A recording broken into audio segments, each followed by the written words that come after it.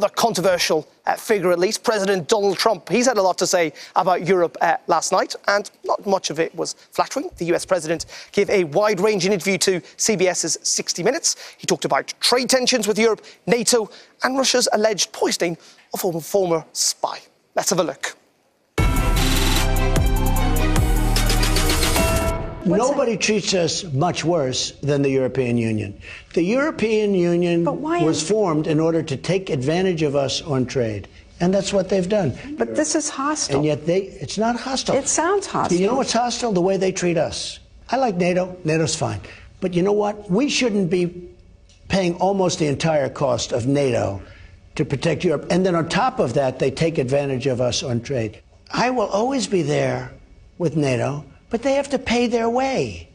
I'm fully in favor of NATO, but I don't want to be taken advantage of. Do you agree that Vladimir Putin is involved in assassinations, in poisonings? Probably he is, yeah, probably. I mean, I don't... Probably? Probably, but I rely on them. It's not in our country. Okay.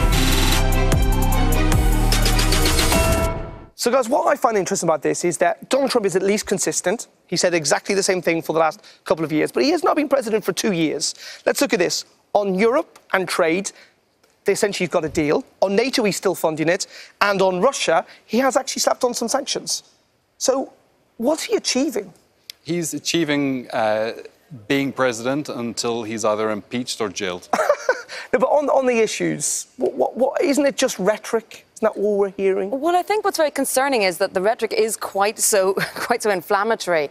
And, you know, there are lots of flip-flops. And I think there probably is quite a team of people around him trying to ensure some consistency, because, I mean, he's almost a parody of himself now, that it almost washes over you like this kind of wave of noise, and then, well, we'll actually wait and see what's going to happen. But I still don't think I feel very comfortable with Donald Trump as president. Do you think that at any point, Maeve, there's going to be a point where the public will turn around and say, we've heard all this before, actually, in the grand scheme of things, nothing has really changed?